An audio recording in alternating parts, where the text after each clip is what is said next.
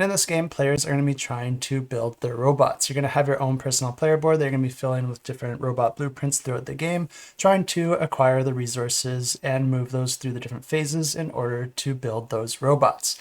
On your player board, you're also going to have those phases outlined as different action spots. You're going to have a meeple that's going to be moving through them in a specific order. And this one is going to be my own personal pick of the week. And there's a few things that I really like about this game. I think it does a lot of things differently, but something that's really cool is that on your turn, you're going to be picking 2 cards. You're going to have an energy deck and you're going to have a phase deck. Each round, you're going to be revealing 2 of those energy cards randomly. And players are all doing this simultaneously, but these cards can grant each player personal energy that only they can use, but they can also grant shared energy that will go to all players during that round. But after each player has drawn those 2 cards, each player is also going to be choosing 2 phase cards from their phase deck in order to assign 1 to each of those energy cards. You're going to be assigning these face down, but then once all players have assigned their cards, you're going to be simultaneously revealing them. And then each player is going to be gaining the energy plus the shared energy for each phase that was assigned to those cards. But the catch here is that you can only spend that energy to the phase that was assigned to it,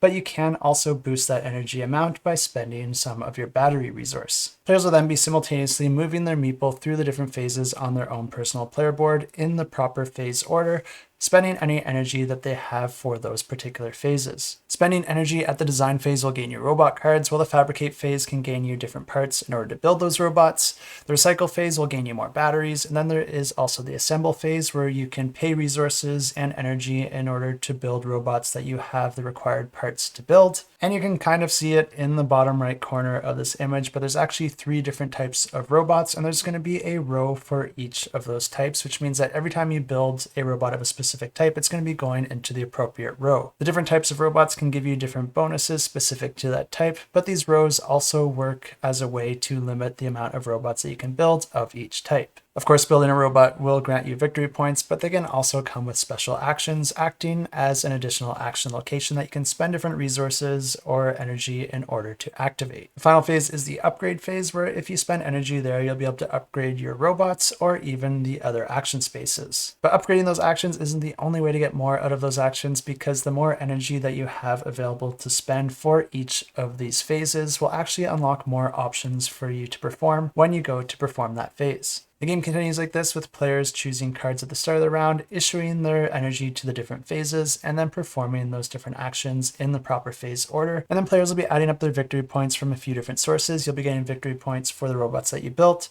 as well as any objective cards that you're able to complete, any victory points that you gained throughout the game, and then, of course, any leftover resources will convert into victory points at the end of the game. So just having resources and cards also does have a benefit towards your victory points. The player with the most victory points at the end of the game wins the game. And if you want to know more about this one, I do have links to the campaign, and you can check it out in the description below.